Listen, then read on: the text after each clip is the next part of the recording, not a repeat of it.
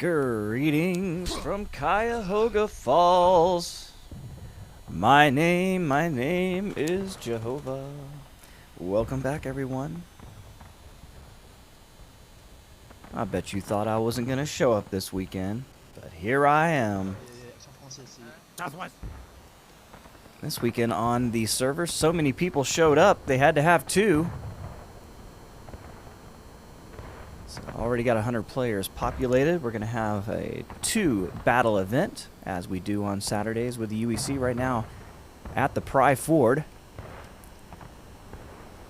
I keep trying to talk myself into getting over here next time I go to the battlefield. I want to say it's private land, though, but I don't know. Let's get ourselves acquainted. Now, the problem with getting ourselves acquainted here is that they didn't really build the map to scale over here. You can see the Muma farm is down there. I would call that south of where I am, but the Pry Ford would have been south of the Muma farm. So if that's north, how do we position ourselves here?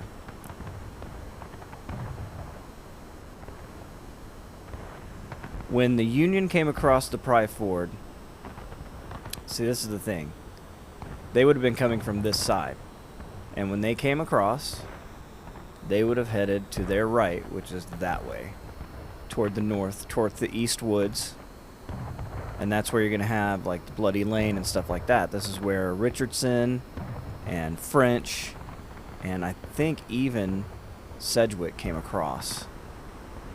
So putting that down there, I think this is one of those things where they just had to put this somewhere on the map, and it was convenient to put it right over here. So no historical context to where this is located. If I was a real streamer, I could pull up a map.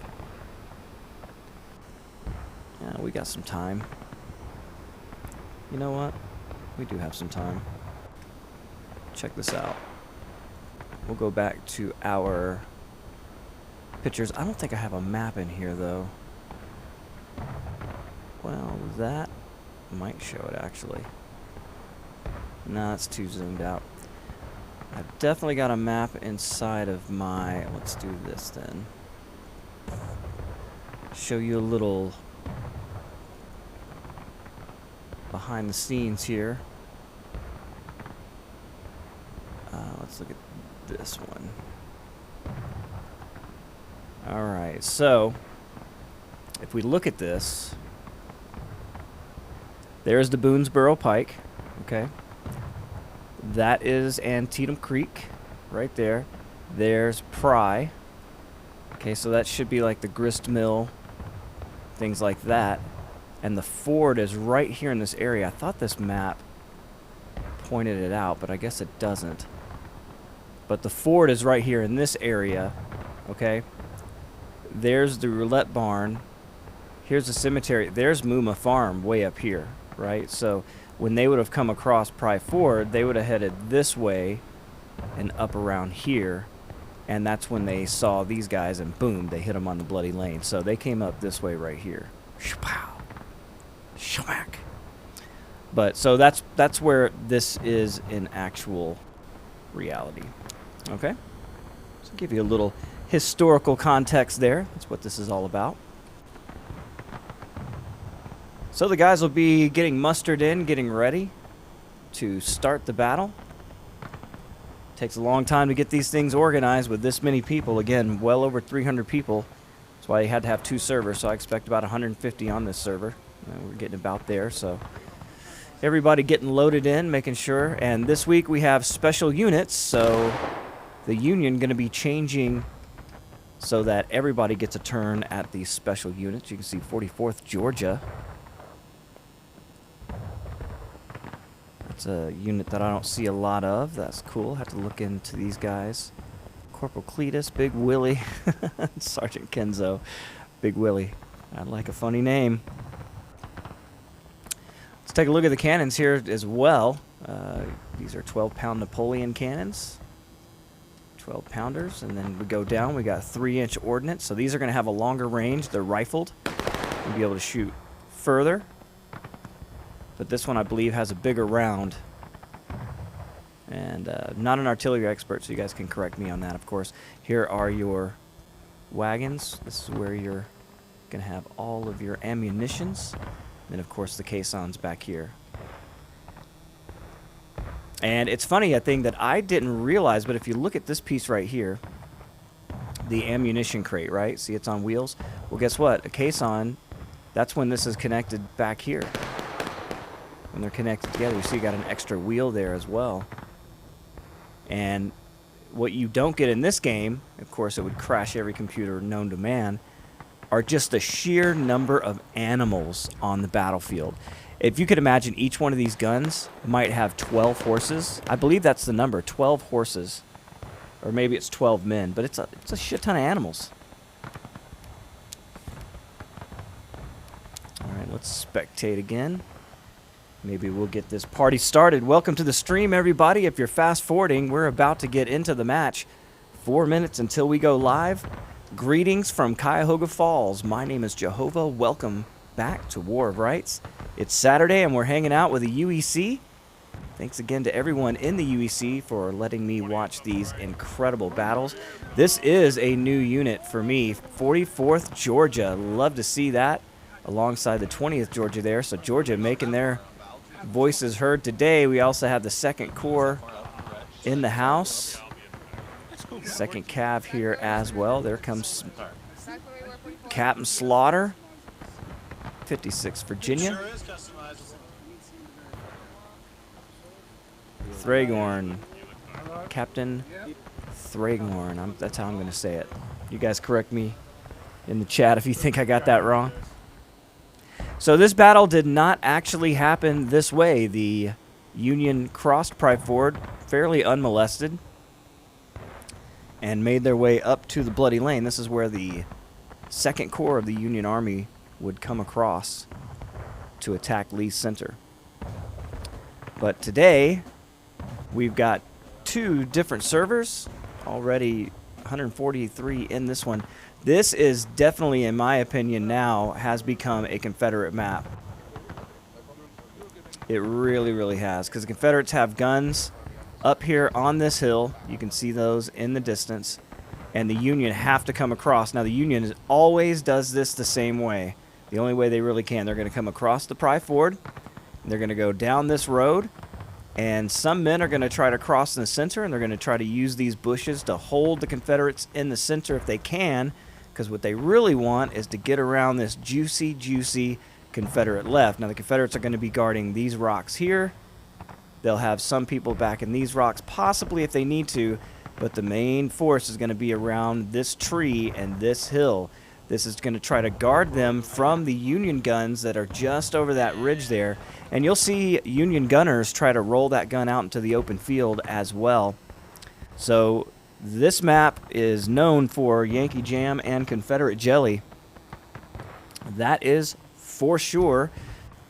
And we'll see where the guys line up and on what guns. You see, oh, Alabama German Legion on the guns. That means Tim and his boys, who are deadly. Now, there's a 10-pound Parrott rifle. You know it's a Parrott because it's got that big old hunkin' big booty on the back. And that's because the cannons had a tendency to burst, so they had to put this wrought iron band on the back because of the explosive compression that you're going to get off these rounds. This is a fairly long-range gun as well, similar to the 3-inch ordnance. You can see 10-pound Parrott, 10-pound Parrott. We got some 12-pound Napoleons there as well. And some of these Napoleons had a bell on the end, some of them didn't. You can see that right there, the different kind of manufacturing of the guns. And you can see the Union already on the guns as well. 41 on the clock. We're about to get this thing started. Thank you all for being here. Make sure to pop into the chat. Say hello. The algorithms, they love interaction. So even if you just come in and say, you suck, that helps the channel. So I do appreciate every one of you. Let's see the 8th Florida. If you're complaining about me being here, you can blame it on these guys. They're the ones that brought me into the UEC. Actually introduced me to the European community before there was a UEC. They were calling themselves the EU for a little bit there. But we've been doing this for years, and these guys keep coming back. So much experience in these commanders. Let's listen to what they have to say. Actually, like hold the rock for a second until the actual unit arrives, basically, and relieves you from the pressure there, basically. Can I clarify what position you actually want me in? I know you said most on the left, but I'm a little confused where you want me exactly here. Basically, you see this hill, like the tree and the little bush, like the actual tree and the little bush to the northeast. Yeah, basically, you can sit where the little bush is between these two. You have cover from the artillery. You have a good shooting position if a unit rushes over at the eastern side, like so just over behind the that hill, hill, and also can see them when they are coming from the southwest. So you can actually hide there and have a perfect position. We just need to play defensively. I will rush in if I see them go to rocks. Well, sounds like the Confederates have a plan, and Lamel Todd, a lot of experience. Oh, here they come, the Union coming across the Pry Ford. It's a beautiful sight. Go get them, Billy Yank. Those dirty Rebs are just in over that hill.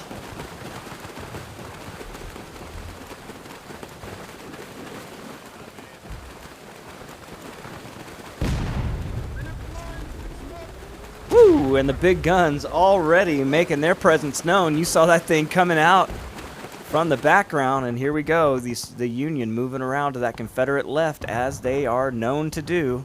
Man, these are some beautiful shots.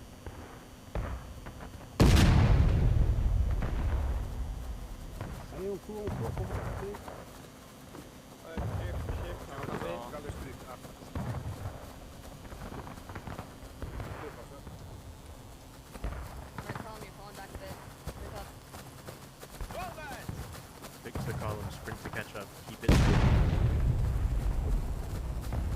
Right column, try to stay in line with us, please. Come on, Rory!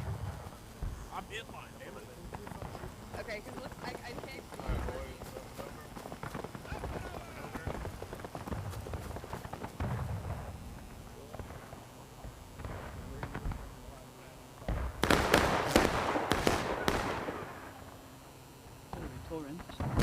Man, it is so easy to get lost in the beauty of this game. And you can see, as predicted, the Union are using the fence on the lane here, trying to protect themselves from Confederate bullets. Why do they always go to the right, you ask? Well, the answer to that question is up on that hill. And Tim's boys with the big guns, they will turn you into Yankee Jam in a jiffy. You see the Union gunners here. 44th Georgia. Let's see how these boys can shoot.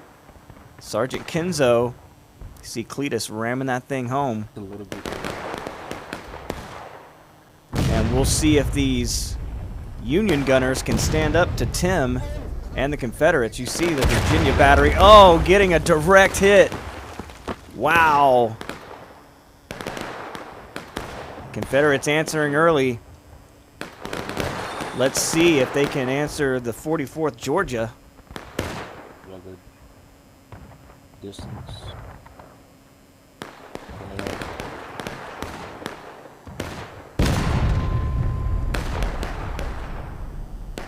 And things are flying, so they're hitting something. And early in the match, you're going to see the Union and the Confederates trade a little small arms fire. They will try to find the edge and get over to these rocks. Who's defending today? It's going to be 8th Florida. You put your best units where you need them, right? And right now, this is the most crucial point on the Confederate line early in the match. Later on, it'll shift to the center. You can see we got Confederates here giving hell. These skirmishers giving hell to the artillery of the Union, 2nd Corps, 14th Louisiana, you see there. Sergeant Major Barron. With Braun and Water Killer. They're pulling back. They got some skirms to deal with themselves on the Union side. 56th Virginia.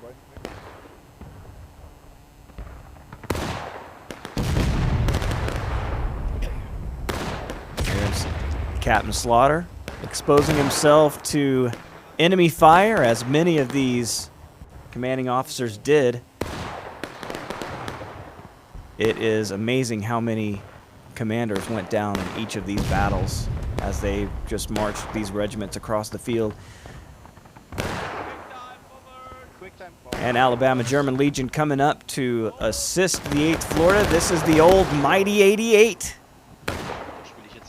Back in the day when these two units got together, it was hell to pay, let me tell you.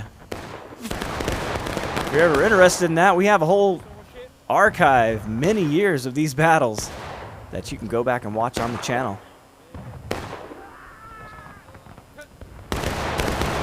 And the Union feeling safe from the big guns of the Confederates at the moment, so the Confederates are going to be concentrating their fire on the Union artillery. Wow, and they are really hitting home. And you can see the guys running from the gun trying, because they know they're going to get hit. Sergeant Henry Perkins and the 44th, they're going to try to move up and give support to the Union as they attack the center.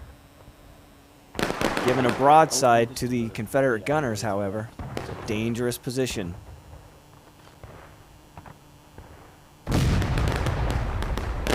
You can imagine in the real battle how much chaos this would be. I talked about all the horses that would be there. We might have to go a bit more up. Plus, you know, a section is 2 guns. A battery's typically 4. So you've got these guns and all of them manned. See, that shot looks a little high, but they are shooting way across the field at this point. Trying to get an angle behind this hill, man. If they can pull that off, they'll be making Confederate jelly all day. And you can see they're definitely getting some attention as the 8th Alabama going to come over and deal with these pesky artillery, the pesky artillery of the Union.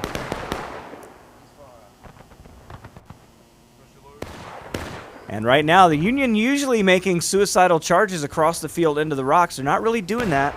Looks like they're conserving some tickets at the moment. Oh, I think Alabama's just going up to take the point of contention. There's Tall Gray in the house.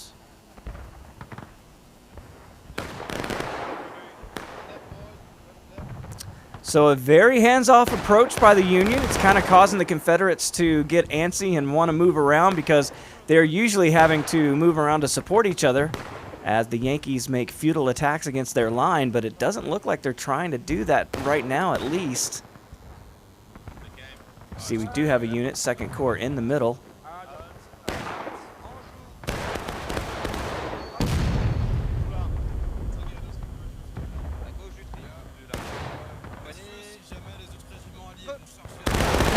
Our French Legion sending some small arms fire down. You can see the shadows of the Confederates in the distance. They're going to use the bush as cover, maybe catch a couple mini balls.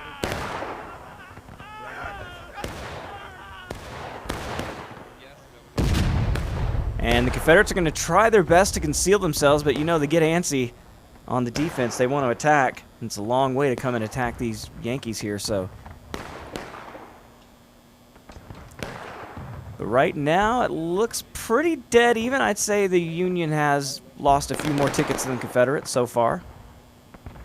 How much is that is due to the artillery? It's hard to say. I know at Antietam, people would be surprised how many people were killed with artillery. There goes the 56th Virginia. Kind of doing away with the skirmishers of the Confederates. Protecting their big guns. Oh, but you can see, you can't protect them from the counter artillery fire. Oh, that was definitely a direct hit into the rocks. I'm not sure how many men it killed. I don't see a lot of blood, but they're definitely doing okay. Here they go. Union making their first assault on the rocks. Boy, it's a beauty.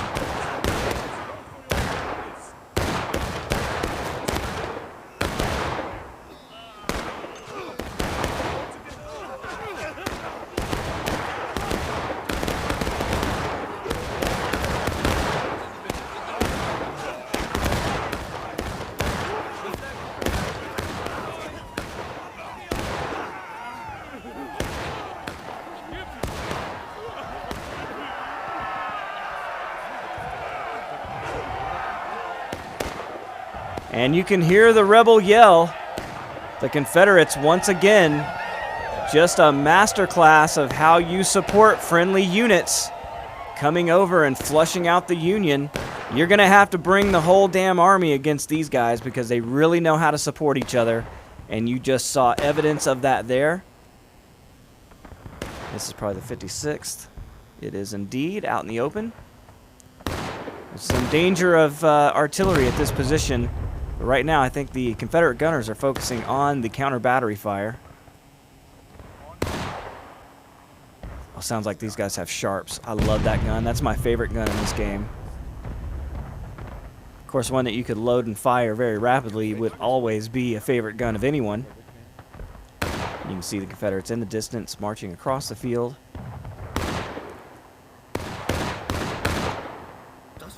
And the rapid fire of the small but effective 56 Virginia. Gonna send a lot of Confederates to their early graves. And I'll tell you what, 44th Georgia's still here. That gun's intact. They've been sending lead downrange. We'll see if we get some Confederate jelly out of these boys.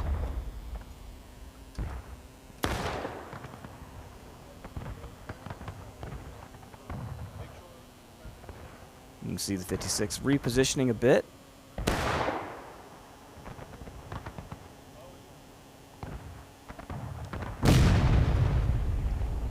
Man, look at that beautiful landscape. If you're on the fence and you're thinking, man, should I pick up this game? Is it any fun? Will it be around? The answer to all those things is yes. Because you got to remember, these are all real people.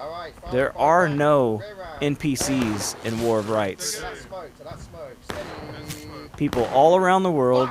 And these groups, these aren't just strangers like you'll find in a pub match where you just kind of come in, play with whoever's there. These are guys that have been in groups outside of the game, many of them for many, many years. And these guys know each other well. I know a lot of the German companies actually are reenactors. They do reenactments in Germany. 52nd New York, 18th North Carolina among them. I've seen pictures. It's awesome. And as an American, to have people from Europe actually interested in our history, it's pretty amazing. We're a young country. But many of them are so interested because they had family members that fought in it. Part of the Union Army, a great number of soldiers were from Germany or had German ancestry. The 11th Corps had a lot of Germans in it, in fact. See 8th Florida making their way back over to the rocks. Looks like they're going to relieve the 8th Alabama. See Greenberg there with the glasses.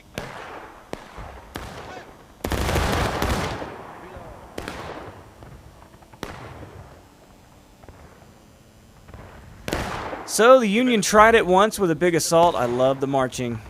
Looking good, Rich.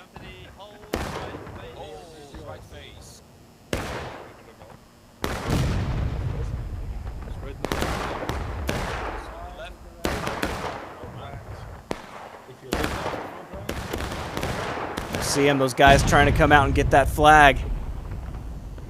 Getting gunned down. Brave lads. Will they try it again?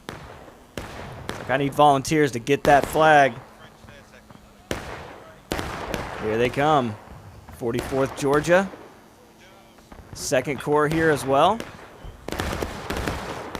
Here comes another attack. Welcome to the UEC, 44th Georgia.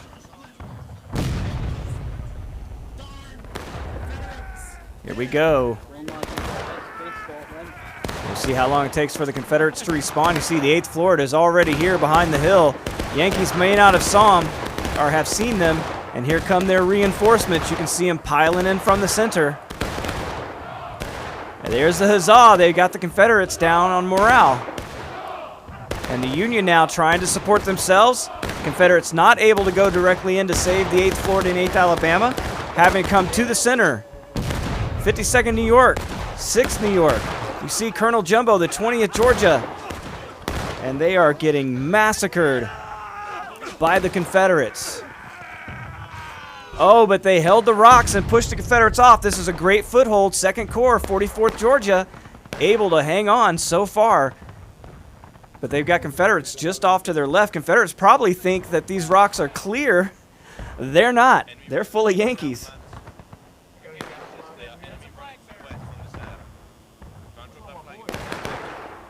So well done, 44th Georgia, 2nd Corps, 2nd Cav.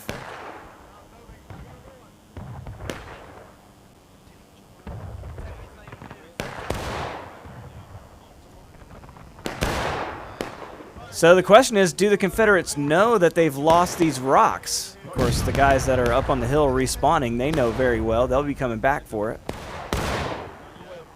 But I'm surprised we haven't got a counterattack yet.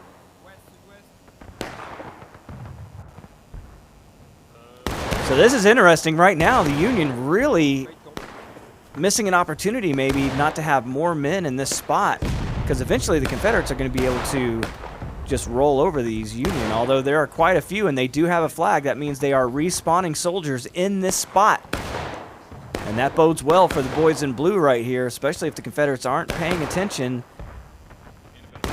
or waiting for the 8th Florida, 8th Alabama to respawn. You can see more artillery doing its work in the center of the field.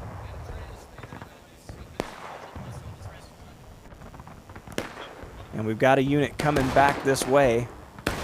You see more of them coming down the hill. That was a major attack by the Union, a well-developed attack and executed properly, but again, not really backed up. This is kind of something that happened a lot in the real armies as well. They would gain a position, but just couldn't have enough men to come and back them up in time. Now those boys back there, they may also be confused on who's in the rocks. They may not know that the Union are here.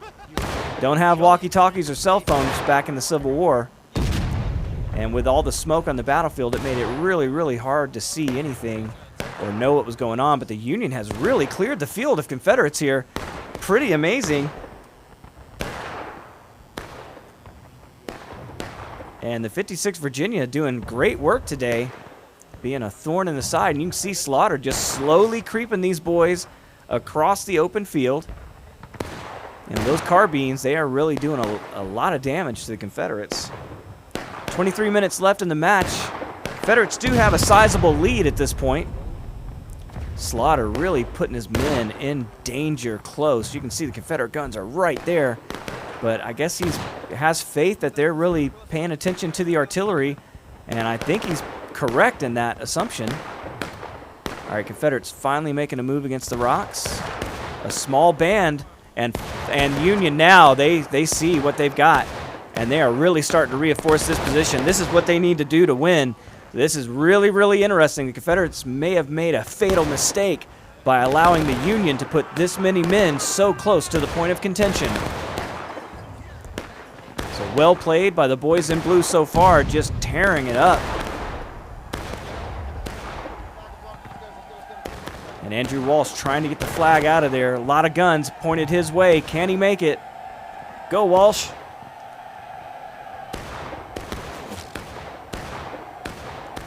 Serpentine, serpentine. Yeah, it looks like he made it out of there. But the Union is now taking losses, an aggressive tactic, and they've got the Confederates a little bit on their heels. You can see this is not the area that they want to be placed in right now. And they're going to press their advantage, going straight to the center and the point of contention. Who is it? You know who it is. 20th Georgia. Always out front, looking for the hottest spot of the field, and Jumbo wants to take this point of contention away from the Confederates. Not easy to do. It's right on the other side of that hill. And you're talking about exposing yourself to deadly fire, not only from the small arms of the Confederate infantry, but the big guns up on that hill.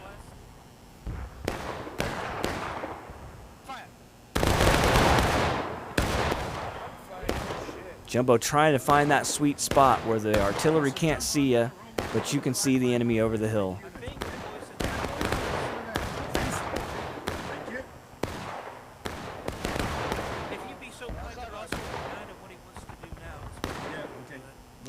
And they made a lot of ground, and you can see Jumbo kind of waiting for instructions. Hey, what do you want to do now? He's about to get the answer. Confederates coming right up the hill into his face. Hold on. Hold. Recover. Hurrah. Independent fire. See, Jumbo was about to waste a lot of bullets in open air. He held his men back, waited for the Confederates to show themselves, and then gave the order for just fire at will. So, great tactic. You see, part of the 2nd Corps here. James B. Rowe also here. Oh, there are fewer of them every second, but they're trying to take back that point of contention from the Union. They're doing it. You see artillery doing its dirty work here as well.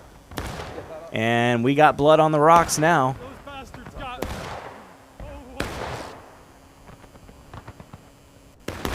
And the Union really showing some muscle today. I'm liking this. They've lost a lot of tickets doing it, but right now they've got a pretty good spot, and they are taking away the point of contention from the Confederates.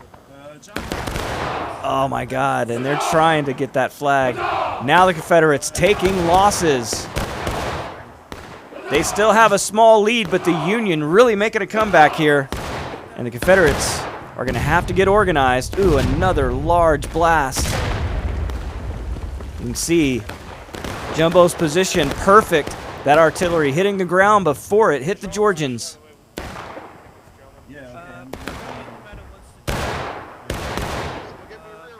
Keep up the fire, Georgia. And the Union has to be excited. It's been a long time since they've been able to push the Confederates like this on this map. And they have complete control of the upper field. Very nice. But these Confederates, they're tenacious. They don't give up. Oh, and a large blast. Confederate artillery finding its mark. And these boys will not survive long if they don't move. We've seen that before, and this is how the Confederates take back this position. They do it with the artillery. You can see another brave man getting out with that flag. Hey, it's Taw Gray himself. Well done, Taw. Getting that flag back for his boys, and now more Confederates moving up. This is the 8th Alabama German Legion. Greenberg in the van. There's Juicy Boss. And does James Ryan have the flag? It's Corporal Ricky. He's a fine man, but that doesn't necessarily bode well for the Confederates in this position. We're looking for James Ryan carrying the flag.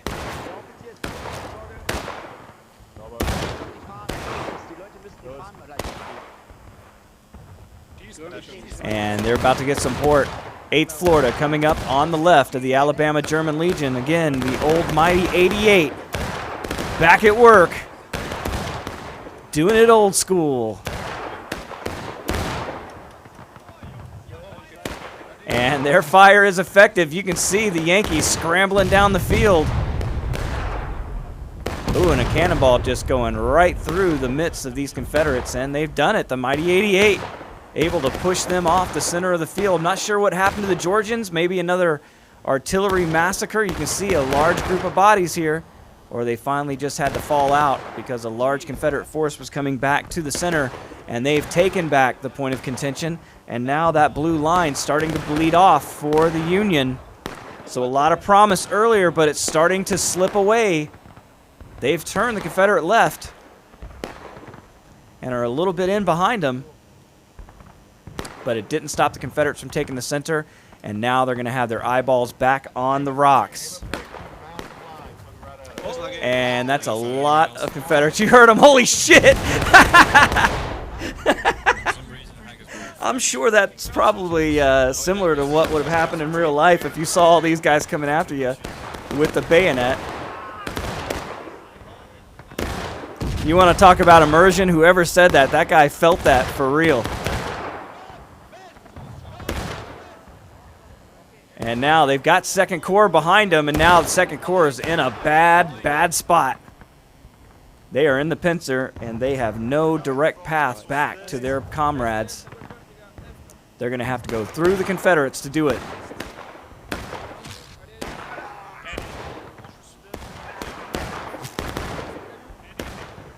And you can see the real confusion. They're turning around to give fire the other direction now, but they still have Confederates on their back, and as soon as these guys realize they're no longer shooting at them, they're going to be coming for them. 6 New York. It's not going to take Parker long to realize that he's got these guys in a bad spot, and I imagine the bayonet's going to be coming out post-haste. You know cavalry guys, they like to charge anyway.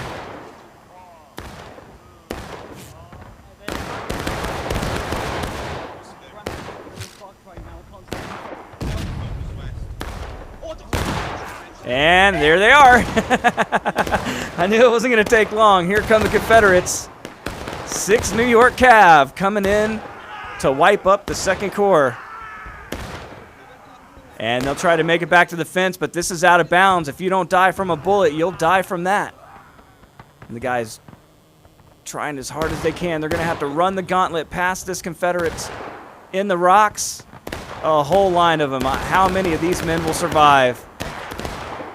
My God. You got to keep running. Don't stop. I think he lost his direction there. And now there was one. And you can't pick up the flag because you're an officer. And now you're dead.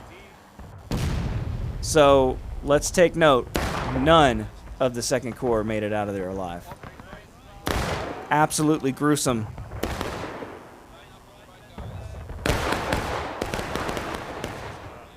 Ooh, another fine volley from the Union. 14 minutes left in the match. Union definitely losing so far, but it's a close one. It could go either way. You can see 20th Georgia putting some pressure on them, but then backing off. There's just too many Confederates there now. Confederate left is secure. Will they try it from the Union left? You see we still have artillery out here doing their dirty work. And you can see the 44th Georgia just kind of creeping that gun closer and closer. This is a pretty standard tactic for the Union here. They want to get an angle on those rocks, but you got to get pretty far up into the field to do it. And they may have accomplished that feat. Let's see if they can actually aim the big gun at this huge crowd of Confederates.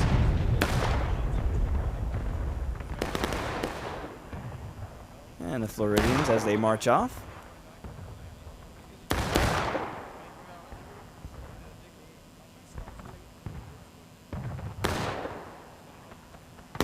Yeah, used to back in the day before the artillery came in, and it shows you how much of an effect artillery will have on this game. Used to, everybody would come straight through here and kind of hook around to try to get in behind the Confederates. But since the guns have been installed in the game, people don't tend to do that as much anymore. Kind of a suicide run. So it's made these rocks very expensive territory. And you pay for it with blood.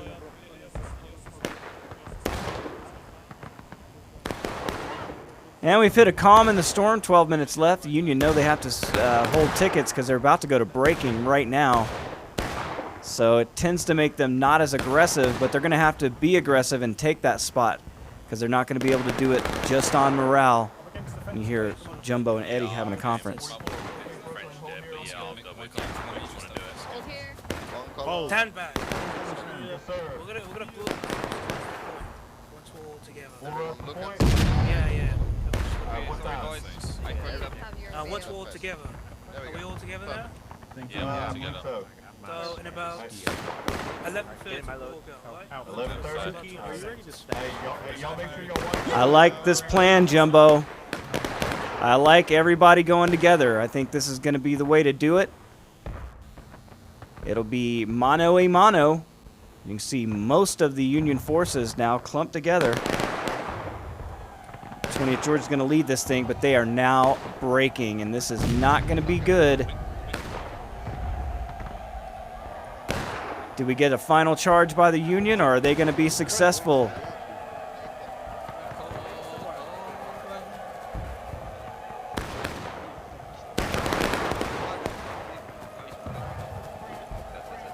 And they are going straight for the point of contention. You can see them sprinting across the field. Artillery be damned. Going straight for the rocks. An aggressive move. You see the 44th Georgia, that artillery hit its mark that time. Confederates lost about half a regiment coming out of those rocks. Can the Union hold on? Will they get help? Yes, they do. Look at the support. The whole Union Army hitting the point of contention, and they're trying to take it with 10 minutes left in this match. Great leadership. This is what it takes. This is why the men went shoulder to shoulder. The sheer firepower that you're going to get out of these units is incredible. And it was rare that they got that close. Look at this. Here come more Confederates on the left. Can Jumbo and the boys survive? They've got the counterattack. And a huge wave of Confederates crashing in to the Union left. Will they hold? 20th Georgia sacrificing themselves for the Union line. 6 minutes left on the counter clock, and the Union now trying to charge in to take the last remnants of the Confederate Army and destroy them. And you can see the Confederates are now breaking. Oh man, if they could have just waited just a few more seconds. The timing isn't always on your side. You see Hogg doing it with the pistol. You better not come out of here one or two at a time. The first 6 are going to be dead men. And Hogg and the 8th Florida trying their best to hold on. You can see they are making an effect here, killing enough of the Union that counterclock is starting to fade away. The Union now have to back this up, and they better do it quick, but they're still pretty far away. A lot of them are on the other side of the creek. And this is the problem with this map for the Union. You see 2nd Corps bravely trying to hang on as the Confederate artillery are trying to zero in on their position. And they don't even have enough men to take the point of contention right now. So the Union has 5 minutes to get all the guys on the field. And you can see it's a race against time. Confederates now streaming down. They are a bit closer. The Union have to come directly in, and here they are. You see it, the line of blue coming directly for this spot. And it's going to come down to this. Guys having a panic attack. The Union, the Confederate gunners salivating on the amount of blue soldiers about to enter this open field. Can they put enough boys in blue here to get that clock going back their way? Confederates, you see Hogg and the guys falling back, trying to get to a good position to be able to hit the Union, but to have some cover and still be close enough to take the point of contention. See, this is crazy. The Union's so close here and still not gaining the point of contention. You've just got to put yourself in a horrible position as the Union to take that spot. You see the Confederates now getting more units reinforced.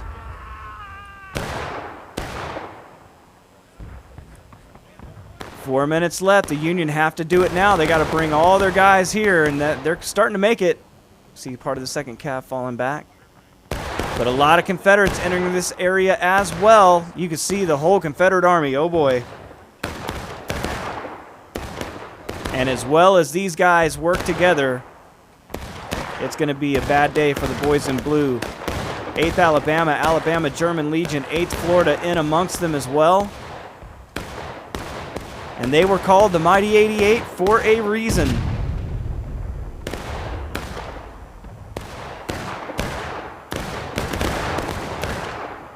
They're losing men. You can see having to fall back. Even the Mighty 88 taking a beating from the 2nd Corps and the 2nd Cav, throwing some lead right into their faces, and the Union doing their best to hold on. Look at this Confederate attack. They're tired of those damn guns, and they're running off. The 44th Georgia, that's the 6th Cav. And Kenzo's like, you son of a bitch, get away from my guns. Oh, man. 6th Cav, not happy about that artillery. I wonder if they were the boys coming out of the rocks when they got murked by that artillery earlier. The axe forgets, but the tree remembers. Good shit and textbook. You heard it. They drove off the Confederates. Only 2:42 left, and the Union now in a really great position. That Confederate counterattack has failed, and that could have cost them the entire match. As you can see, they've got Confederates starting to try to pile up, but they've got a long way to go and a lot of Union guns between them and the point of contention. And even now, where are the Confederates on the field? The Union's still losing the point of contention. It's way out here down in that valley. But that's craziness. That's how exposed you have to be, though, as the Union on this map in order to win. But as the Confederates approach, they're going to get gunned down as well. And you can see them, the Confederates really making for these guns. They're trying a different tactic. Going to try to come in from their right. And the 6th Cav is not having these guns anymore. 80, and they want to kill the 44th Georgia. They don't want any more artillery at this time. 133 left in the match. The Union has about a whole force here. Can they do it? This looks like it could be a Union victory. Put a huzzah out there in the chat if you think the Union's going to be able to pull this off. 122 left. Confederates are coming with everything they've got.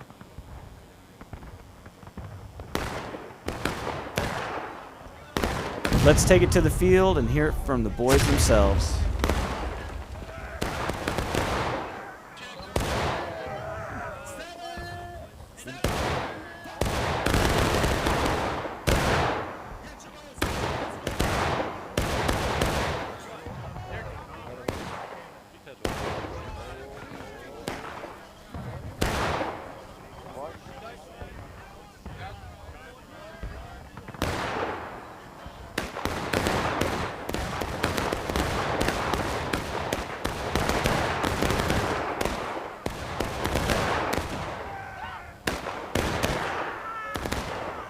Man, it is almost unfair what the Union have to do to win this map. You can see final push, and the Confederates smashing into the Union as they come over the hill, 8th Florida.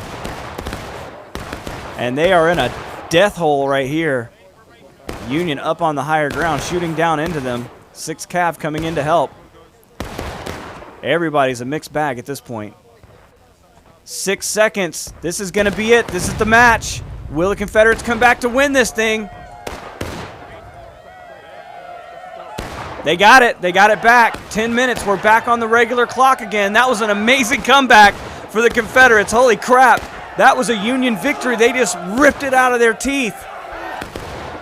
Both sides are breaking. Now if the Union can get this back, they can win this match outright. The Confederates may have actually helped the Union there by taking that back. Hard to say. Man, what an incredible match so far. You see the Confederates not giving up on it yet, but a lot of Union have survived that charge. And that red line is bleeding away very, very quickly. Last stand. Last stand for the Confederates.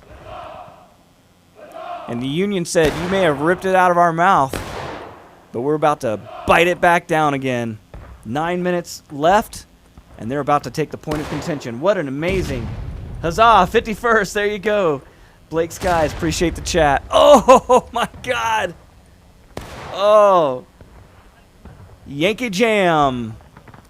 Yankee Jam on the menu again, and the 2nd Cav and the 2nd Corps getting a taste. This is a bad spot. They are literally sacrificing their lives. And you can see right now, 9 minutes left, and the whole damn Confederate army, the hill crawling with Confederates as they come this way. Oh my God, they're going to take it. Final push for the Union. You can't get closer than this, boys. This is how it is. And that's it. They did it. A Union victory at Pry Ford. Wow. Congratulations to the Union. Well done.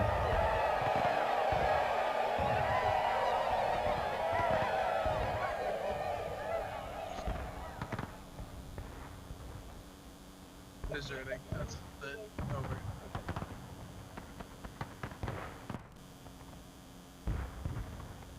The idyllic Antietam Creek was an important waterway which powered a number of grist mills for the wheat and corn grown in the area. it was also a natural barrier between the two armies as they met for battle. We just got unlucky. Thus, one of the logistical and strategic hurdles for General McClellan to consider was how to get tens of thousands of men, horses, and cannon across in time to engage against Confederates. On the 16th, rebel pickets spotted the first elements of the 1st Corps crossing at Pry Ford and the Upper Bridge, with more moving across during the night and the next morning.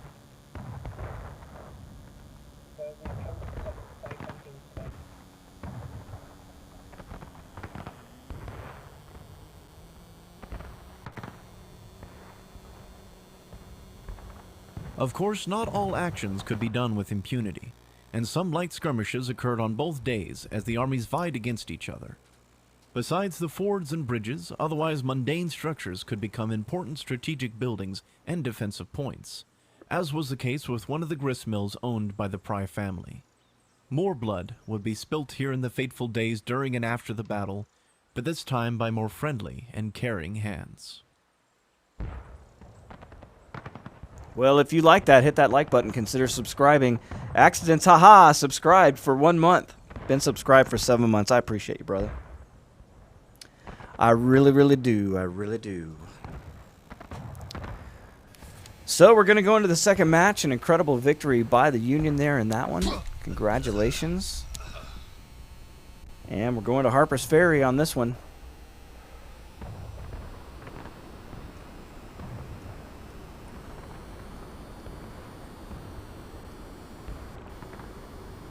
Maryland Heights. I didn't think they were doing Maryland Heights. No, they're not. They're going to reboot.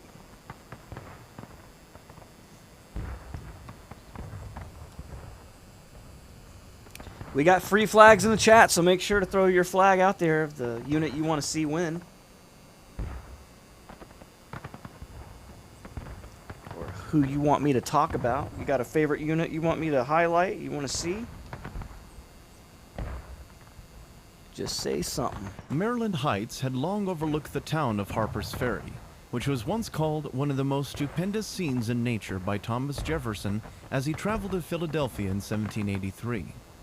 The town's namesake, the ambitious Robert Harper, had ensured that it became an important hub of travel and industry since its founding in 1761.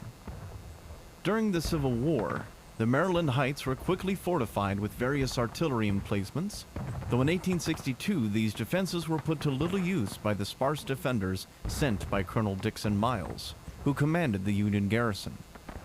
After 5 hours of holding off 2 Confederate brigades, with the mortal wounding of Colonel Eliakim Sherrill of the 126th New York, there was little holding the Green regiments together to defend the Heights. The Union troops would end up retreating to the town, leaving the Heights entirely to the Confederates. With the taking of the Maryland Heights, the next task for the rebels was for 4 Parrott guns to be brought up, each of which weighed almost 1,800 pounds and took 200 men each to lug them up the steep slopes of the mountain. The naval guns that had been set up earlier in the year along the Heights, including the massive 50-pound Parrott and 2 9-inch Dahlgrens, had all been spiked by the Union artillerymen when they saw the infantry retreating.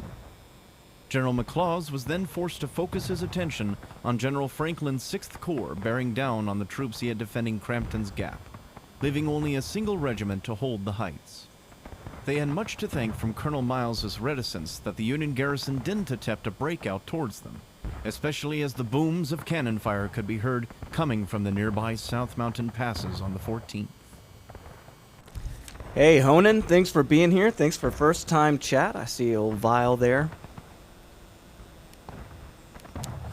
Let's go into the second battle here at Harper's Ferry. It's going to be Washington Street. All right, so now just for all of you out there that are learning the Civil War. All right, you see down there, that is the redoubt for Harper's Ferry. Okay, that's where your camp is going to be. And this is the upper part of Harper's Ferry. You can see down there, just hoping I can see it from here. We're way up on the hill going out of town. You can see right there at the top, that's where the church is going to be, and you see the bridges that go across. Now, there are bridges going across Harper's Ferry just like this today. This map looks incredible Just absolutely incredible. Okay, so why did the Union surrender more troops here than the U.S. Army would not surrender again until the fall of the Philippines, when MacArthur left the Philippines in World War II? That's how many men were surrendered here. And the reason why is because Stonewall Jackson came from that area with infantry, and he swung A.P. Hill around and got on the Union flank and cut off their retreat, because he also had men, Walker's men, up there on Loudon Heights, and he had McLaws' men up here on Maryland Heights, and they had artillery, and they started bombarding this area. And Dixon Miles would end up getting mortally wounded in that action as well. Harper's Ferry is absolutely beautiful, and it looks very much like this today. If you ever get a chance to go to that part of West Virginia, I would suggest you do so. It is absolutely stunning. All right, so we'll go back now. Washington Street, this is going to be a, again, not a real battle that happened during the Civil War. There was some artillery here, but you never had Confederate infantry in the town during this part of the war. They didn't need to. They actually just made a feint attack against the Bolivar Heights, flanked the Union Army overnight, and that was it. And the Union had to surrender, or chose to, whichever way you want to say it. And right now you can see the Confederates getting ready. They're going to be up here. So in this scenario, the Confederates have, and they're kind of on opposite sides too, so the Confederates would have been coming from over in that direction. You know, again, this is a game, and you want people to play it, right? So this is more of just like a trying to make a fair map for everybody. In a place that it never really happened. The battle never really happened here like this, but oh man, look at all the guys despawning at once. All right, let's get back into it. Hey, the Union Man. Yeah, I've been on Maryland Heights as well. It is absolutely beautiful up there, and the Appalachian Trail actually goes right through that area.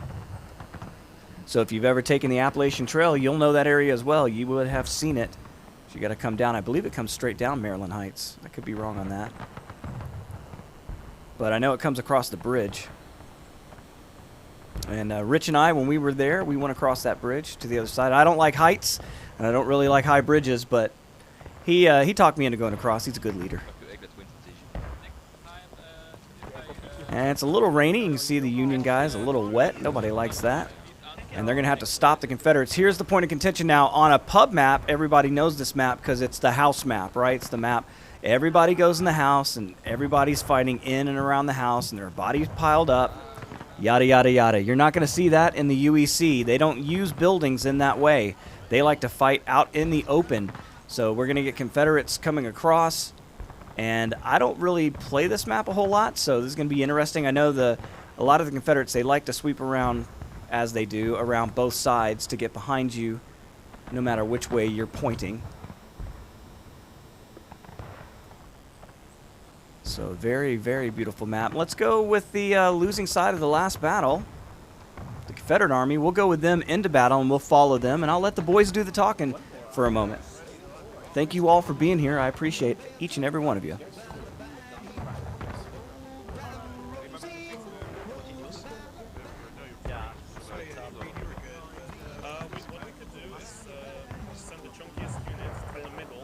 Street, which leads to the points, so that they would cover the basically the points, and any enemy that would try to reinforce the right side, and the rest of us could push the right side as well as skirmishers, because skirms can harass the enemy through the open field. So I would opt second Lieutenant Barker, and the rest of us would go through the right side and push hard. We have tickets, and we need to take them down. We need to use the tickets, yeah, use the ticket advantage. Don't be scared. If you see a unit charging, support it. Yeah, it doesn't matter if you throw your unit away if you get a bunch of kills, right? So. So you want me on that, on that middle road, yeah? Spoken like a true Union commander in the Army, I can tell you that. Doesn't matter how many people you lose as long as you destroy the enemy. Of course, why I'm anti-war typically and in general, and the reason we talk about war is to remind each other that these were real people, real Americans killing each other. A lot of these people would have been school teachers, blacksmiths, maybe you worked in a bookstore, maybe you were a farmer, right? Those professions still exist today, and Americans are still Americans, and we don't want to get back to killing each other like this for any reason. Alright, make it simple. Me and And so we study these brave men so that their deaths were not in vain, so that we don't repeat this horrible conflict. And we have fun doing it, and we try to keep it light as we can. I mean, Civil War battles were absolutely gruesome, and this game is a testament to that. But we'll follow the Confederates into battle. You can see the clock's about to get started. Thank you for being here. Sit back, relax, and enjoy the fun. The whole rest of the CSA is going to try and flank around the north side. So I believe, if I'm correct, there's a snake fence just to the right side, and then the north side of the road. We're going to try and get around there if we can and hold there as long as possible. So basically, we are cannon fodder. Yeah. All right, let's go. You notice how they put the Union unit as the cannon fodder? I'm sure that was completely coincidental. Oh, that is funny. Hey, thanks for the follow, Union man. I appreciate you. Parker's like, you notice how they put the only Union regiment today as the cannon fodder? Oh, well, it's actually a compliment. They said the chunkiest unit, and right now you guys are the chunkiest. Look at all these men that came with the cab today. Well done, boys. Been a member of the UEC now for a while. I never know who's official members and who's not official members. They've been playing with us for a long time now, and Parker and his boys always a good addition to any match. And here they go. We'll go with them.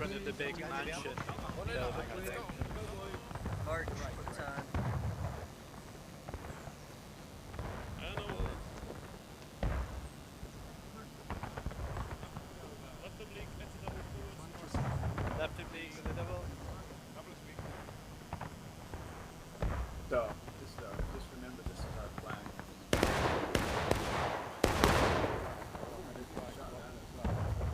And already coming into fire as soon as they hit the lane. Man, that's a lot of Confederates.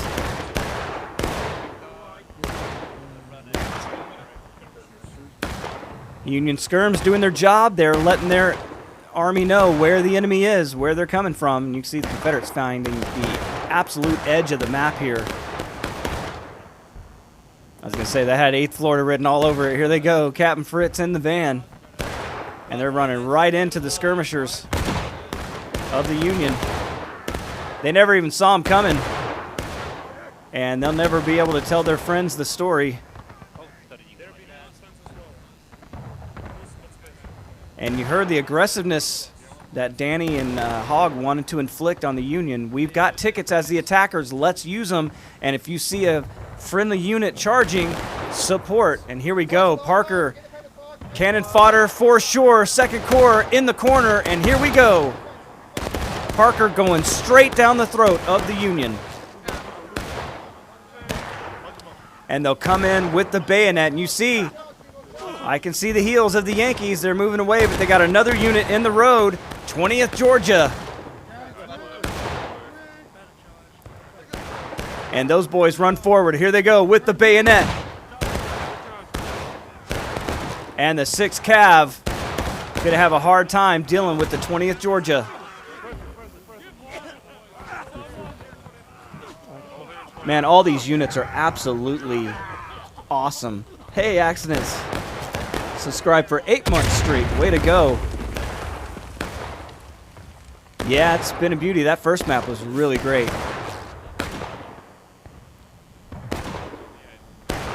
You see the Union now. They can see the backs of the Confederates. Oh, wait a minute. That was a Confederate flag coming across the corner. He was looking for his friends. They ain't over there.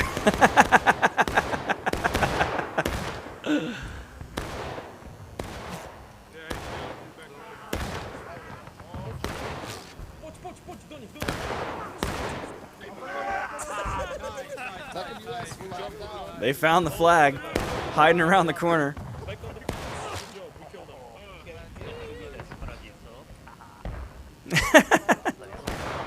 Company, face west, southwest. And the Confederates do like this angle. You got that fence line right there, and you can come straight down the road toward the point of contention. The Union's still hanging on. A great defense of this spot, 20th Georgia. It's going to be hard to dislodge these guys. They're no rookie.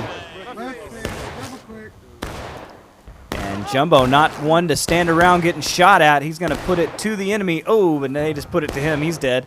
But here they are on the flank, 20th Georgia. Do they have enough men to suppress the Confederates? A lot of CSA back here.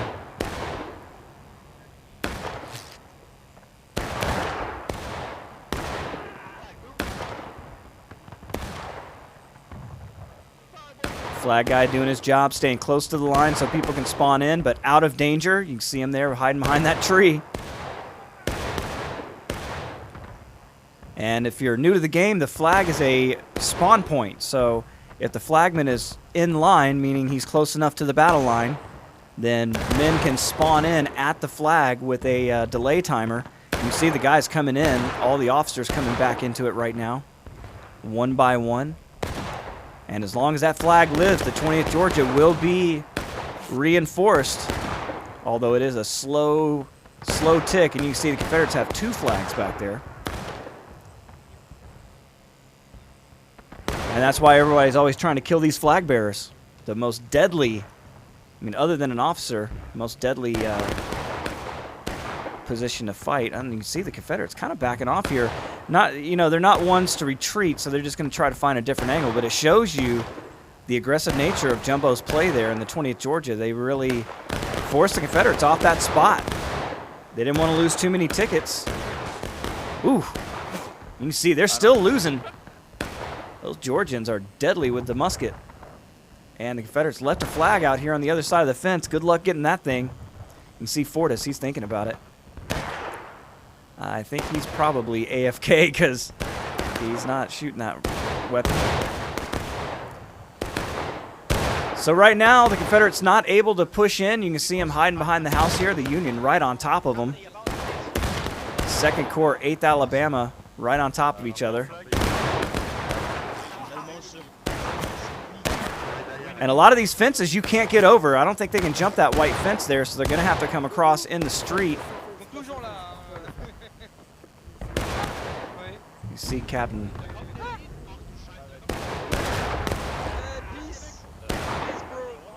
Peace, bro. But we got more Union coming this way as well. They're up in the rocks. Look. All right, check one ready. 14th. I don't know what 14th BK is. Sorry I missed you guys last time. 44th Georgia. You guys will have to inform me what BK means.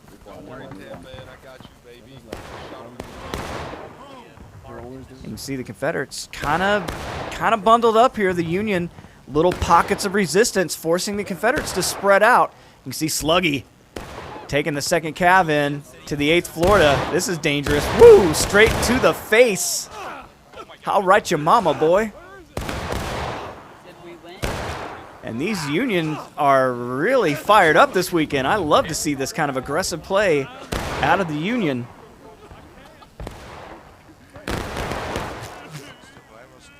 And the Confederates doing their best just not to get counterattacked. And you see them wrapping around here. That's 6th Cav coming against his buddies in the 2nd Cav. And they got him. He snuck around on the flank. Parker going to unload and get 6 men with that pistol alone. And you can see 2nd Cav is no more. I didn't see Captain Eddie in there, but he's not there now. See more Union trying to plug this hole. And not many of the Cav left, but they did their job.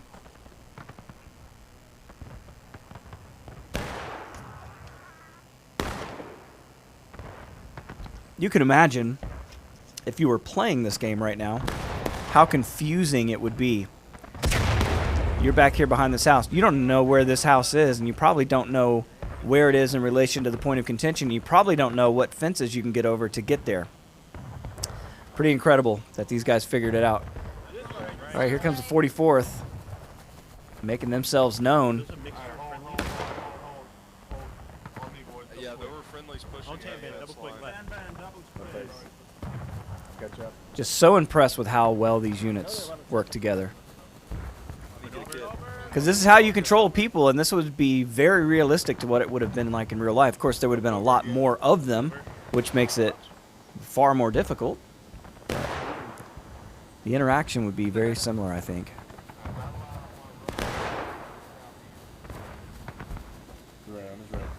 And you might be surprised how few people were in a regiment in some of these battles. I know I was in Antietam. I mean, it's less than 300 is the average for regiments that are typically numbered, you know, full units 1,000 for a regiment. And far less than that. Now, some of the Union regiments at Antietam did have big numbers, but they were brand new, raw, green recruits. Some of them hadn't even fired their weapon before. So those numbers don't really mean shit. Just a lot of beefy targets for the Confederates. Although they did fight pretty well, some of them. Ooh.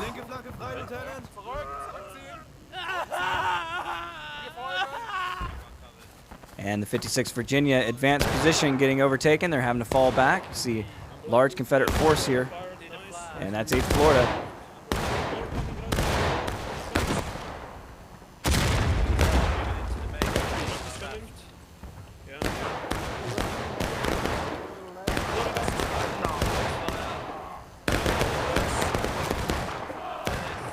Well, you hear the huzzah. The Confederates are engaged. They are using those tickets just like they wanted to.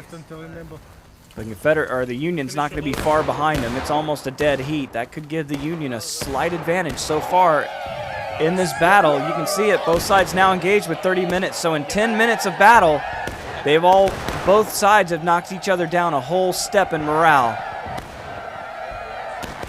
As you see some of the Union crossing the street there. And they're drawing a bunch of 8th Floridians with them. Here we go. They saw how small they were. And they want to get in and around into this yard and trap the Union behind the house. Nope. They thought better of it. They're going right by them. And they want to hit. This is the spot right here where the 20th Georgia had been. And you can see Danny just wanted to kill and remove the 20th Georgia. You see it, they're scattered. They had to get the hell out of there. A smart move by the Georgians trying to protect what they had left before the Floridians just ran all over them. They had already shot them up pretty good. And Danny just flushing out the 20th from the middle spot. Now this gives the Confederates a really good advantage. The point of contention's right there. You can see the big white house. It's actually right there in the street in front of the White House by the wagon. So the Confederates got to get a lot closer, but they're in a step in that direction. You can see 2nd Corps coming in.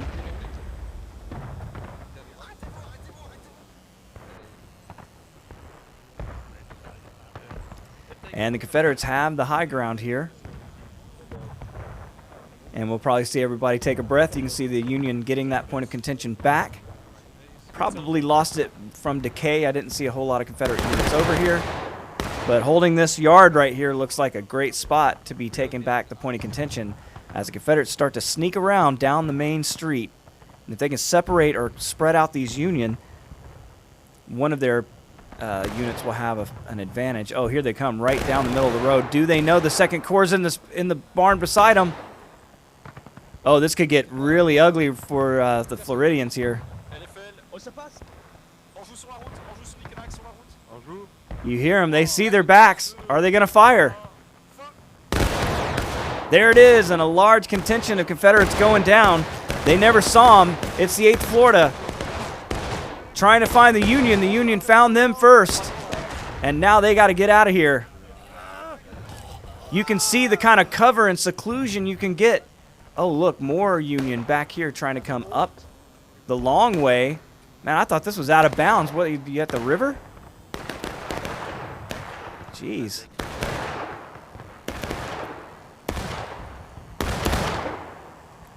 Confederates finding the supply wagon there as good cover.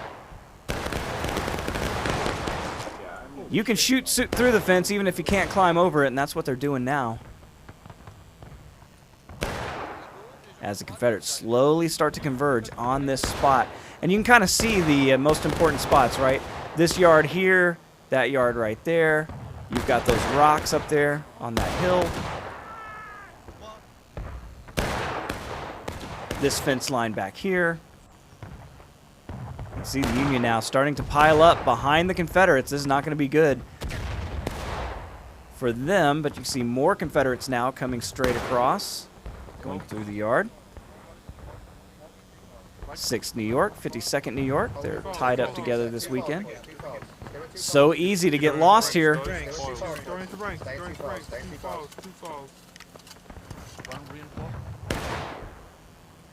Man, if you want to practice moving your guys exactly where you want them to be, this would be a place to do it. So confusing. And you can see 20th Georgia just arrived as the Confederates starting to get aggressive. They don't have a lot of numbers compared to the enormous amount of Yankees behind them. They're trying to get close, but I don't know that the Georgia knows that they are here. They're going to get on the fence line. They're just going to brutalize that yard. Shooting blind through the fence. 8th Florida, always aggressive.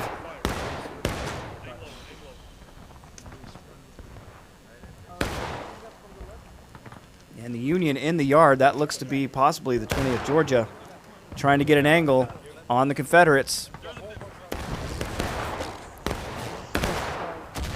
And Danny and the boys won't have cover from this direction. Line up on my left, fire at will. They don't need cover. They just need an angle. Oh my God, and just laying down the Georgians in the front yard. Both of these regiments, deadly shots, and hard to see through the smoke, but they're both losing men very rapidly. As you can see, the 2nd Corps now going to get a flank on the Confederates. I don't know they're going all the way around, though. So they did a little bit of the peekaboo, came up and hit them, but there were not really a lot of Confederates there. They had moved to attack the Georgians, who finally are going to have to pull out of there. Jumbo, brave, held off the Confederates for a while, but just too exposed of a position. And the 2nd Corps just kind of holding back. They could easily wipe the Confederates if they just went around with the bayonet, but that's easy for me to say. I'm flying in the damn air. These guys can't see anything, and more Confederates and Union attacking on this side of the field. It's going to be your 6th New York against the 44th Georgia and the 14th BK.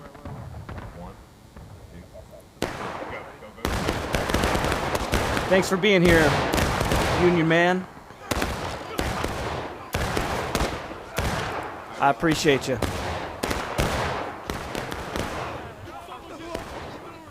And the Union coming around trying to dislodge themselves, not having a lot of luck against the experience of the 6th. And 8th Florida still holding on to this courtyard by the point of contention. They don't have a lot of help in this area. As you can see, they are slowly taking away the point of contention, and Danny personally reconnoitering to make sure there are no more Union there.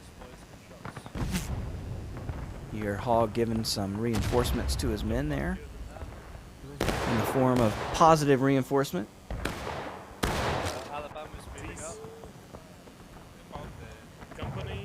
And they're looking for support. They're getting it. You can see Hogg called it the Alabama coming up. Alabama, German Legion. And now they're going to try to take away the point of contention from the Union. 2nd Corps kind of fell back a little bit. Don't know if the Georgia's still with them. No, it's just 2nd Corps here. And they got a lot of Confederates here now. This is going to be a hard spot to hold for the 2nd Corps. And you can see they're getting the picture. They're going to get out of there. So once again, these Confederates, they're good at just finding a way. And they found a way this time. 22 minutes left in the match, and they're taking away the point of contention. They've lost more tickets, but they have the most important ground on the battlefield as of now. How will the Union attack? Will they be able to come together as a cohesive force to drive the Confederates off this point of contention? And the clock is halfway around. They're about to get a counterattack, and you see the Union starting to form up in the street. An exposed position. They've got them surrounded. I mean, they're all around them. So the Confederates not going to have many places to hide. They're going to use whatever cover they can. And that house does not exist as far as cover is concerned. You can see they're paying a price. Got a Confederate flag laying in the dirt. And they're waiting for that counterclock to get started.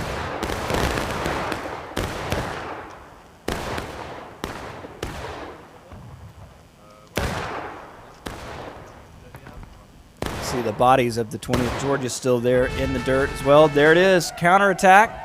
11:56 on the counter clock.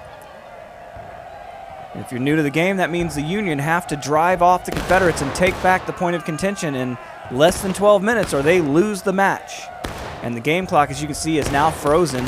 So if the Union can take that point of contention back, the game clock will continue, and that's how you extend the length of the match. And the Confederates have done their job.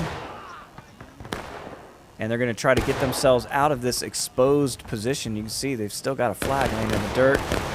Flag guy, first to go down, that is a mobile spawn point. You can see just moving that many men away, that clock is already bleeding away from the Confederates. You got to keep a lot of men here in order to keep this point of contention away from the enemy. And there's a lot of Second Corps. And they've got help coming down the street as well. And they got help behind them. So you can see the Union doing a good job surrounding the Confederates. And the CSA just trying to find some cover. But not able to hold the point so far. 10 minutes left and the Union really taking that thing back fast. I wonder if the Confederates are going to come in for another counterattack or if they're just going to let the match extend. Right now they're already almost taking losses. They're already at engaged, and that red line's completely gone. So I'm sure they want to try to protect as many lives as they can. But it didn't matter much. They're already now at taking losses. Union only at engaged, and they got quite a good blue line there. So the Union doing a great job. Again, really having an outstanding weekend are the boys in blue. And the Confederates now, they see that clock draining away. They know they've only got 10 minutes left if they can hold it. But they're going to lose a lot of tickets in that process. And you can see the Union still trying to probe their flanks and get in the rear. You can see Danny coming back. 8th Florida back at the spot, getting that point of contention back for the Confederates. They let it bleed away far enough. And it's pretty good cover in that corner. They can shoot down the street and they can hit you if you try to attack that position. So you have to come around this way where the 2nd Corps was earlier. A lot of Confederates here, and you can see that clock turning red fast. So it does not take long. 9:22 left, and the Confederates showing a little muscle here. Somebody, private, is in the house.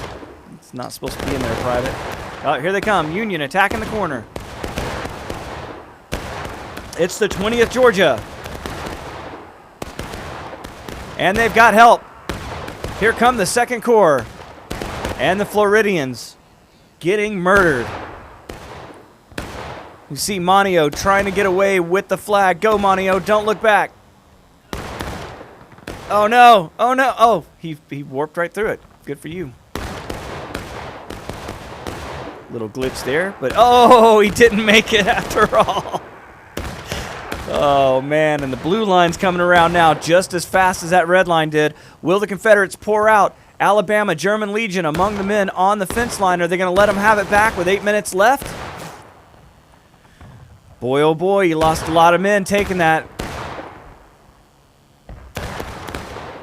And I don't see a lot of movement out of the Confederates. I'm surprised. Usually they would come pouring out to take that position back, and not a lot of Union there to protect it. It's little things like this that can cause you the match.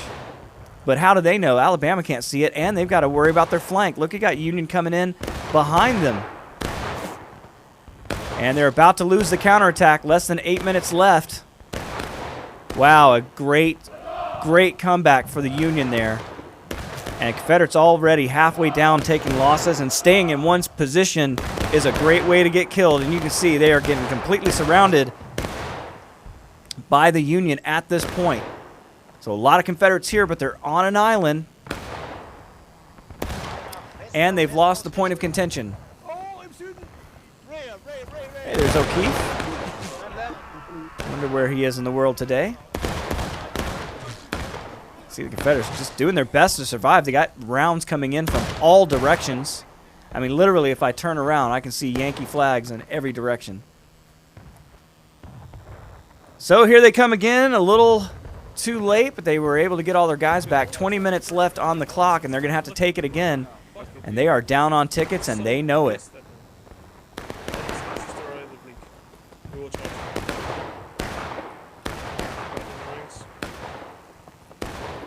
Buffalo's right march. Buffalo's right. Left into line, charge bayonets. Left into line, charge bayonets. Yeah, Danny's not fucking around. Oh, he's dead. But they'll charge right into the Union force.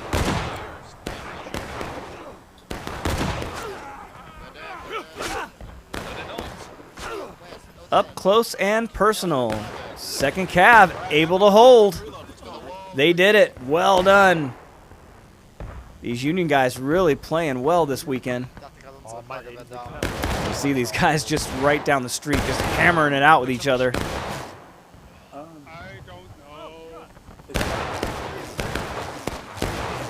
You might get away with that on a pup match, but not in the UEC. These guys will hammer you back. Look at this, man. These Georgians and the 14th, they're really kicking some ass. Love to see this aggressive play, but you can see Greenberg and the guys coming back. And now the Union is taking losses. Confederates about to go to breaking.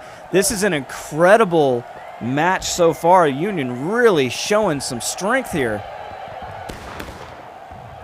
And I hate to sound so surprised, but they haven't recently. I mean, Confederates have been mopping the floor with these guys for the past year.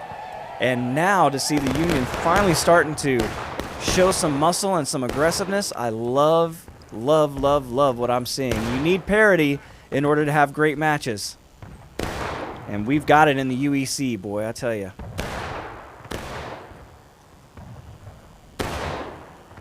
Now, of course, it's not always the same Confederate units fighting on the Confederate side and always the same units fighting on the Union side. You know, these guys get a chance to lose. I'm not trying to suggest that one regiment won everything in the last year. But it just seems like the boys in blue always have a harder time getting it done. But not this weekend. They are really showing some muscle, and they're pushing the Confederates around. Kind of just letting them come into the trap, surrounding them, and shooting them up. So pretty great way to attack or defend this map. You can see 2nd Cav, Captain Eddie. He's got his New York friends, the other Cav unit, right in front of him. A lot of Confederates coming this way. Don't know if Eddie can hold it this time.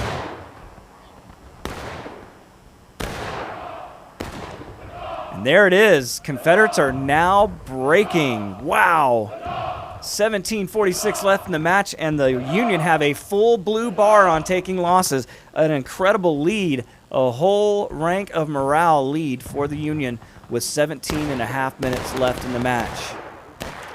The Confederates are really going to have to come up with something nasty if they're going to win this one at this point.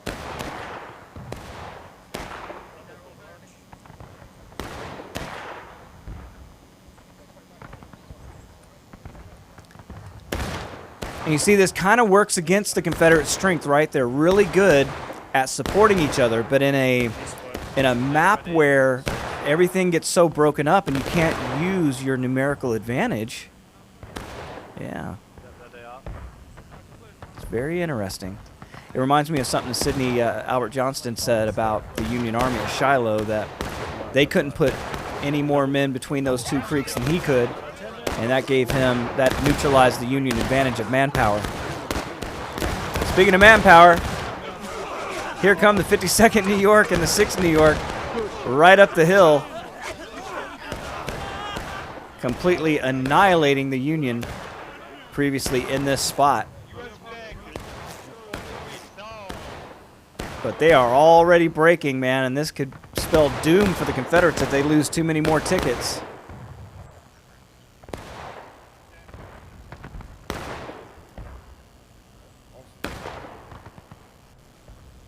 Yeah, it's a good way to play this map. They're just defending the corners. I mean, that's pretty much, well, it's tower defense, basically, at this point. because there are limited vectors into these positions.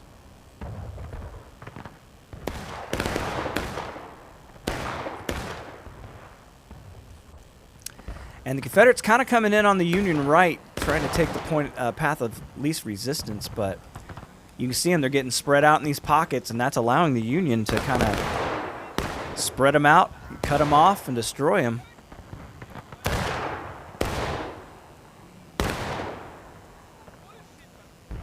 So a great defense. You see the guys, the Confederates getting frustrated. I don't blame them. I'm gonna be completely honest. I think they're gonna shoot me.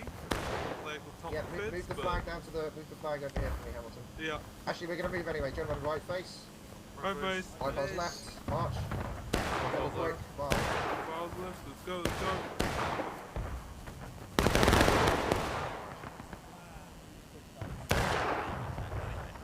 Yep. We should keep an eye on the other opening behind us.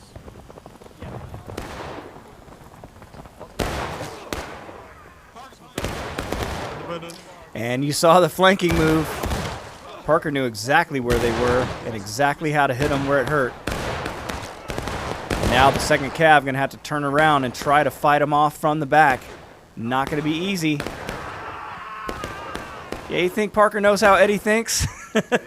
And vice versa? We've seen it all match. These two keep going head to head.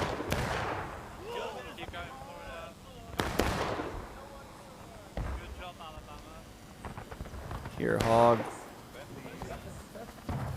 passing out the praise as the Floridians get back to it. They're at a major disadvantage at this point. Can they get it done?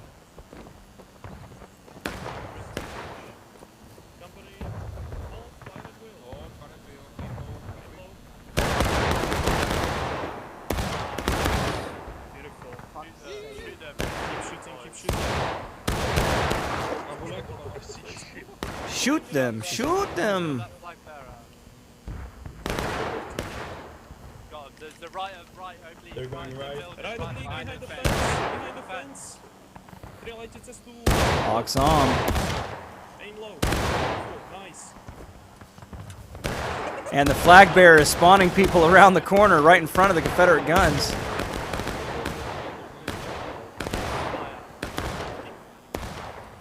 And you can see they're not shooting it much anymore. Those guys are using the house as cover, trying to find a flank on the Floridians. You know they are. That's the 20th Georgia. And now the Florida, no idea where these rounds are coming from. 2nd Corps as well. Hog saw the bullets coming. See them? Look at that. Look how heads up that is, dude. Company, right face. Right face. Hog's like, I saw bullets coming from that direction. Yep, there they are. Confirmed. Now he's going to move his line. Danny is. Going to move the line, and they're going to put some punishment down on him. These guys think that they have a flank. Will the Georgia? Ooh, did they see it coming? They get a shot. No one currently, but someone should. He said, who's watching our back? No one. No, I mean, like, we can get their spawn. Man, look at all this smoke. It's one of the hardest things about a Civil War battlefield that people really don't understand is you can't see anything through all this smoke. There were reports in the cornfield where they only knew Confederates from Yankees because they could see their legs coming through because the smoke was so cloudy that day. Of course, with a lot of moisture in the air, the smoke's going to hang around longer, and at Antietam, it had been a rainy couple days, or at least misty that morning, and it was wet.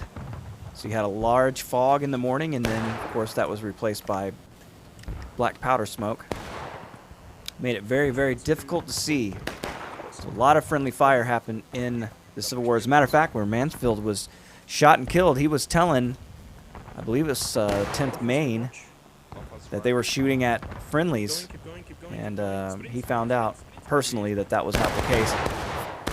Now Danny's trying to move his guys right in front of the Union, trying to get them in the street to gun them down. Look at this.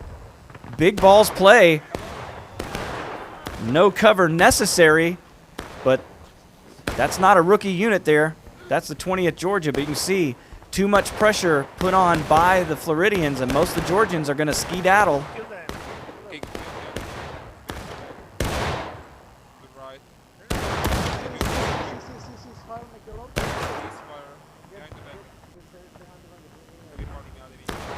Well, you can see now the blue line bleeding away. This is what the Confederates have to do, but you can see, man, what a precarious position. And we've got Union going to come right down the street and shoot into their backs. You can see the shadows crossing the street. They don't even see the Confederates down here. Wow.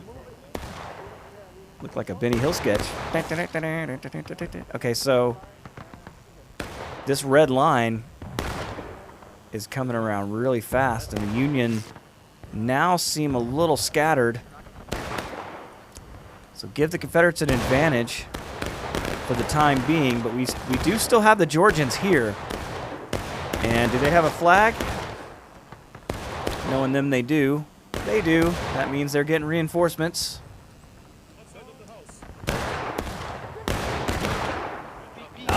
Danny is tired of that shit. He wants to come around and hit him. There it is. Counterattack in effect.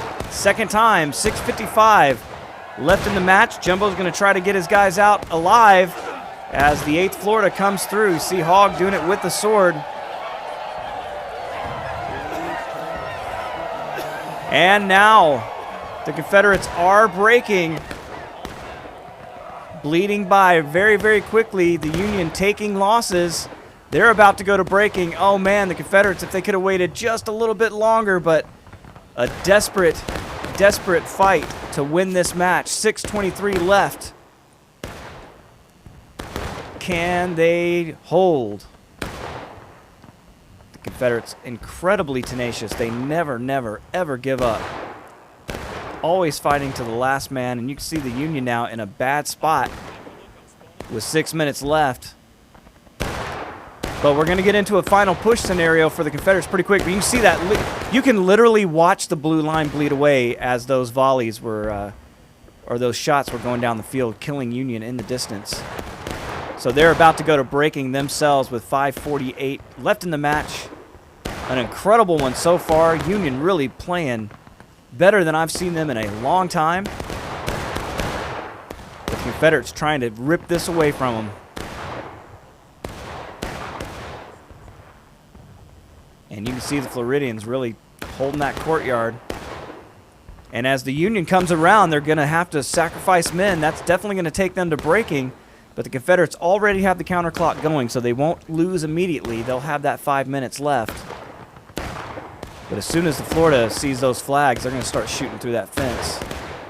And you can see they've already seen them, but got Confederates on both sides. Florida's just waiting for the big mass of Union to show up.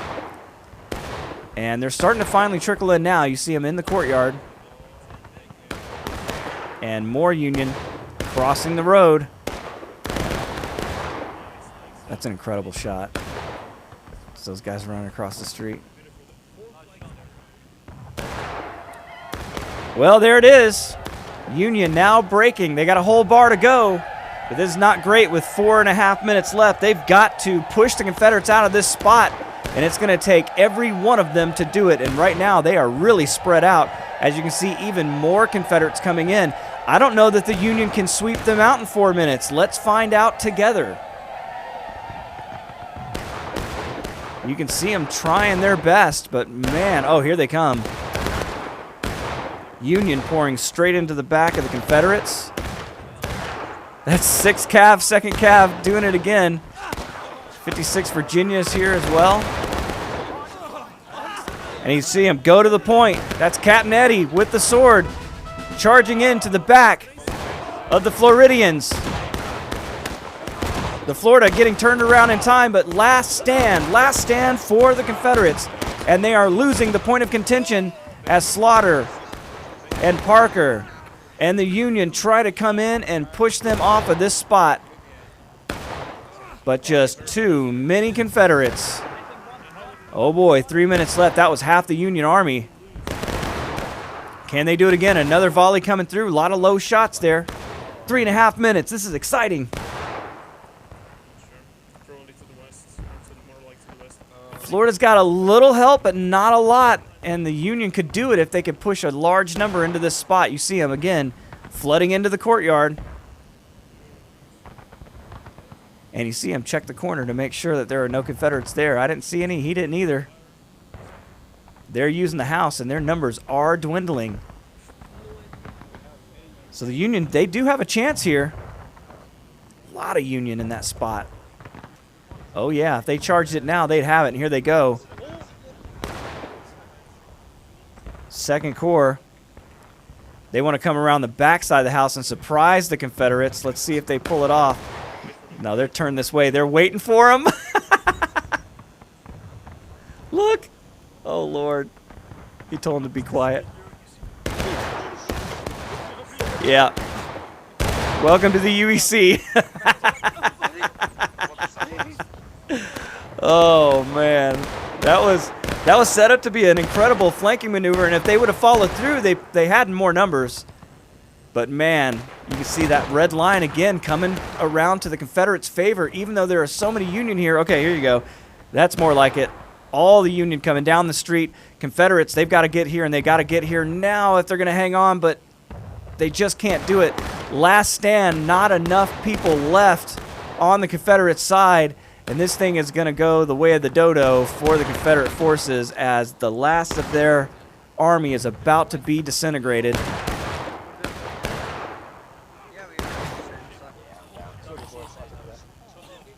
Another hard-fought victory for the Union. A sweep for the weekend. Incredible. Congratulations. 44th Georgia, welcome to the UEC. You got a hell of a weekend. All right, and there it is. It's official. A sweep for the Union for the weekend. Congratulations, boys. Maybe they just have to fight skirmish maps all the time. Oh, I'm kidding, of course. What a great match.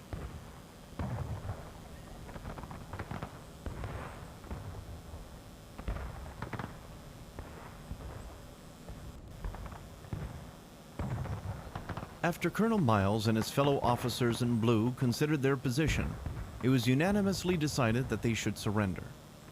Miles decided to ride to the Confederate lines with the white handkerchief to submit their terms. However, as he rode toward the rebel lines, a shell all right, exploded you guys near want him to and struck Miles in let's the see if leg, anybody's available mortally for a wounding raid. him. Oh Despite yeah. the strong federal position on Bolivar Heights, with the Hey, almost we got only uncontested cabs out here. surrounding of Let's the send them to peninsula, Preacher. Their fate had been sealed. General Jackson was able to ride into the All right, town. thank you all for being here today. I appreciate you. Come back again next weekend. Say hi to Preacher for me. We're about to raid his ass. I appreciate all you guys being here. Thank you. I'll catch you next time. Much for looks, but if we'd had him, we wouldn't have been caught in this trap. As the Confederate forces for the second time took control of the town,